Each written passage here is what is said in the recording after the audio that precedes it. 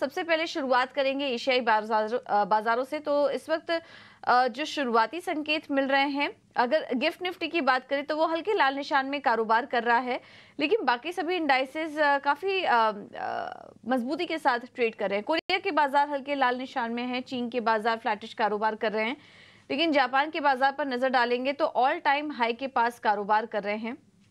और चीन में अभी थोड़ी देर पहले महंगाई के आंकड़े आए जो कि अनुमान से कमजोर थे। 0.2% की बढ़त वहां पर देखने को मिली, 0.4% की बढ़त का अनुमान था चीन में जो महंगाई आई है, जिसके चलते हम देख रहे हैं कि, और जापान में भी महंगाई के आंकड़े आए हैं, अनुमान से थोड़े ठीक थे, बेहतर नजर आए हैं।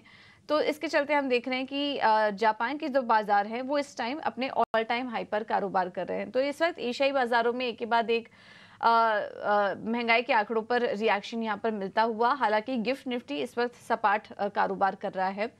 और कल भारतीय बाजारों में हमने देखा वैसे कि कल गिफ्ट निफ्टी की शुरुआत थोड़ी कमजोर हो रही थी, असर थोड़ा भारतीय बाजारों पर भी देखा, लेकिन उसके बाद हमने देखा कि शुरुआती 1.5 घंटे में ही रिकॉर्ड लेवल्स बाजार में देखने को मिले और बैंक निफ्टी में भी शानदार तेजी देखने को मिली।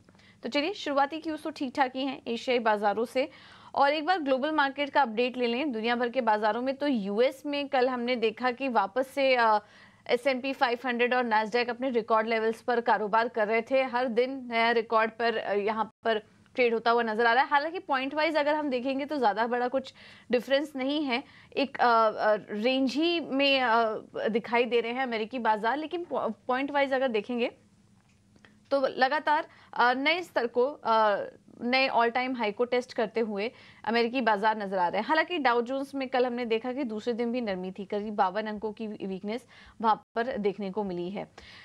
कल की बैंक की तरफ से एक ब्रोकरेज हाउस है ये, वहां पर एनवीडिया के लक्ष्य में 40% की बढ़त देखने को मिली, जिसके बाद एनवीडिया में करीब 2.5% की तेजी हमने देखी। अब एक और डेवलपमेंट हुआ वहां पर, और सेनेट बैंकिंग कमेटी के सामने कल फेड चेयरमैन जेरेम पॉल की तरफ से कुछ टेस्टिमोनी निकल कर आए, और फेड चेयरमैन की तरफ से कुछ डविश स्टेटमेंट यहां पर निकल कर आए हैं। उनका कहना है कि ज्यादा समय तक ब्याज दरें बढ़ाए रखने में भी खतरा है, बढ़े हुए ब्याज दर इकोनॉमी ग्रोथ के लिए सही नहीं है, और ब्याज दरों में कटौती में देरी अगर ज्यादा वो करेंगे तो रोजगार पर इसका असर देखने को मिल सकता है। ये कुछ बड़े बयान थे कल फेड चेयरमैन की तरफ से, जिससे कि अब आगे इंडिकेशन मिल रहा है कि फेड अब ज्यादा देर नहीं करेगा ब्याज दरों में कटौती को, क्योंकि कहीं ना कहीं लेबर मार्केट से डेटा हम जो बार बार आपके लिए हाईलाइट कर रहे हैं, वहां पर लगातार एक नरमी देखने को मिल रही है जो कि इकोनॉमिक ग्रोथ के लिए सही नहीं है।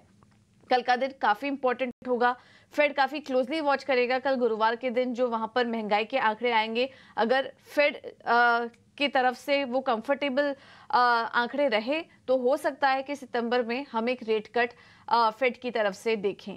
तो ये काफी इंपॉर्टेंट कुछ बयान निकल कर आए कल फेड चेयरमैन की तरफ से। अब देखना होगा कि इस पे दुनिया भर के बाजार कैसा रिएक्ट करते हैं। यूरोप के बाजार तीनों ही इंडाइसेस लाल निशान में बंद हुए, लेकिन कल हमने देखा कि फेड चेयरमैन के डविश बयान के बाद भी बॉन्ड यील्ड्स में हल्की तेजी आई। हालांकि 4.3% के नीचे ही थे, लेकिन हल्की तेजी वहां पर देखने को मिली, क्योंकि अब बॉन्ड मार्केट और कमोडिटी मार्केट की नजर है महंगाई के आंकड़ों पर।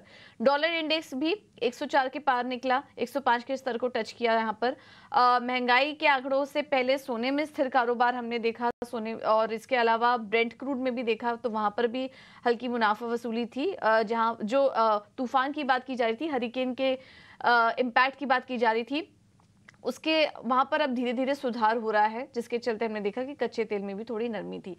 तो ये कुछ आंकड़े हैं कल के। और आज अगर एशियाई बाजारों के भारतीय बाजारों के संदर्भ में बात करें तो संकेत ठीक ठाक ही हैं, और सबसे इंपॉर्टेंट कल जो बड़ा डेवलपमेंट हुआ वो फेड चेयरमैन का बयान था। कल देखना होगा कि महंगाई के आंकड़े कैसे दिखाई देते हैं।